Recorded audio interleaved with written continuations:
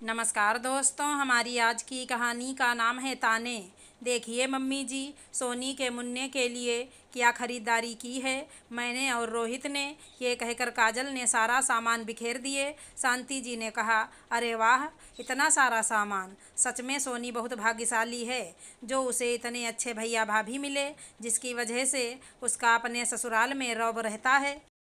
वरना ये जिम्मेदारी उसके बड़े भैया भाभी पर रहती, फिर तो बेचारी हमेशा दबी ही रहती। शांति जी ने ये कटाक्ष अपनी बड़ी बहू मोनी की ओर देख कर कहा।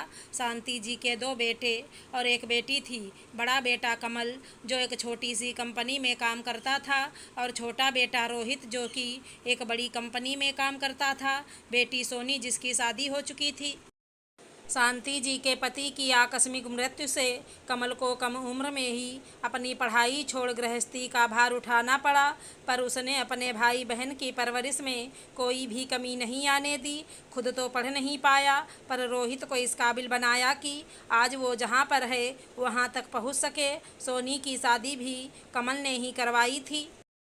उसके पास ज़्यादा कमाई तो थी नहीं, और रोहित भी उस वक्त नौकरी ढूंढ रहा था, इसलिए उसने कर्ज लेकर अपनी बहन की शादी को अच्छे से निपटाया। आज कमल तो वहीं था, पर रोहित के बड़े ही ठाठ थे। समय के साथ रोहित की तनख्वाह और घमंड दोनों बढ़ गए थे। समय बीतता गया और दोनों भाइयों की भी शादी हो गई।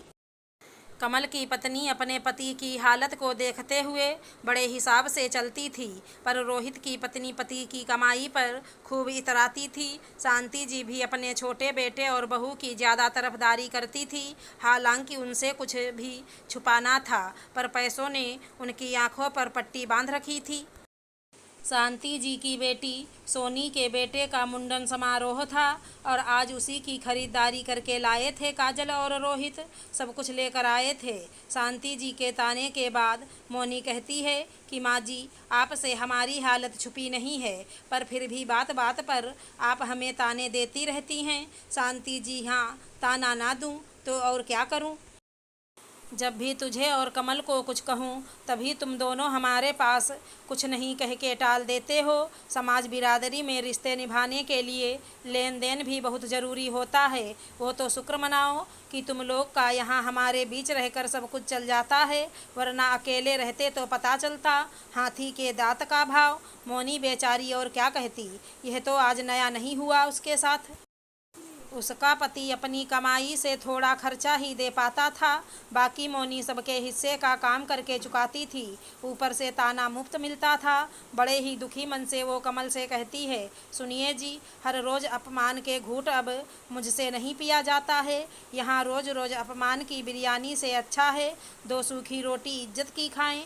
कमल ने कहा, हाँ मैं समझता हूँ मोनी, पर मेरी जितनी कमाई है उसमें दो बच्चों की पढ़ाई, घर का खर्चा ही मुश्किल से हो पाता है। फिर किराए के घर का किराया कहाँ से देंगे। मोनी बोली, हमें एक छोटा सा कमरा भी चलेगा, फिर मैं भी बच्चों को ट्यूशन पढ़ाऊँगी। यहाँ तो पूरा दिन काम में ही निकल जाता है, फिर भी नाम तो छोड़िए, सिर्फ ताना ही मिलता है। मुझे इस घर में घुटन सी होती है। कभी कभी तो लगता है मैं इस घर में एक गुलाम मात्र हूँ। कमल ने कहा, ठीक है, मैं देखता हूँ। कुछ दिनों बाद कमल माँ से बोला, मैं अपने परिवार के साथ अलग रहने जा रहा हूँ। माँ ने कहा, देर से ही सही, पर तुझे अकल तो आई। अब तुझे पता चलेगा असल में घर चलाना किसे कहते हैं। यहाँ तो तेरे छोटे भाई ने सब संभाल रखा था, इसलिए। कमल ने कहा, माँ, किसको किसने संभाला यह तो आप भी जानती हैं, पर सिर्फ कमाई को नज़र में रखकर भेदभाव करके आपने आज मेरे सारे कर्तव्य को बेमायने कर दिया है। बस इसी बात का अफसोस रहेगा, पर आप यह मत समझिएगा मैं आपसे नाराज़ हूँ। मेरे घर के दरवाजे आपके लिए खुले रहेंगे। इतने में रोहित और काजल आकर कहते हैं, माँ क्यों जाएंगी आपके पास, उल्टे आप लोग ही 2 दिन में उल्टे पांव वापस आएंगे। कमल और मोनी किसी भी बात का कोई जवाब दिए बिना बच्चों के साथ वहाँ से चले जाते हैं। एक तरफ मोनी और कमल अपने छोटे से संसार को संभालने में व्यस्त हो गए, और दूसरी तरफ मोनी के घर से निकलते ही घर के ज़्यादातर काम शांति जी को मिल गए।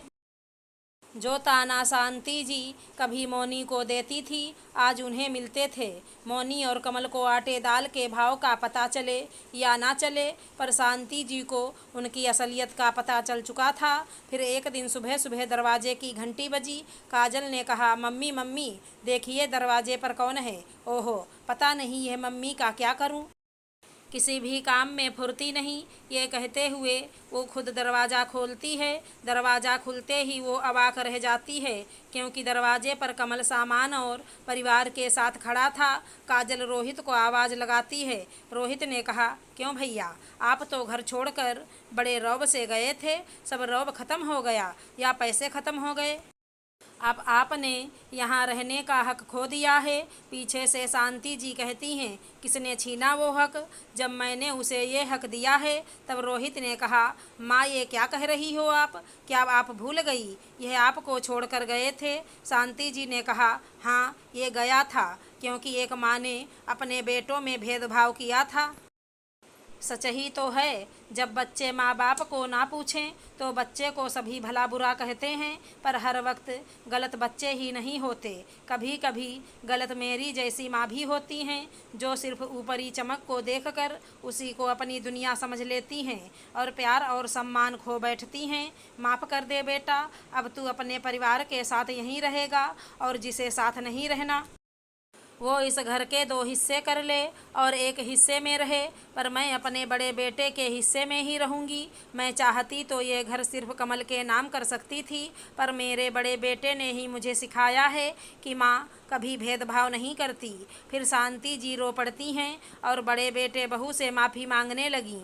बेटे बहू ने शांति जी को सीने से लगा लिया, बोले, हमारे बड़े माफ़ी मांगते हुए अच्छे नहीं लगते।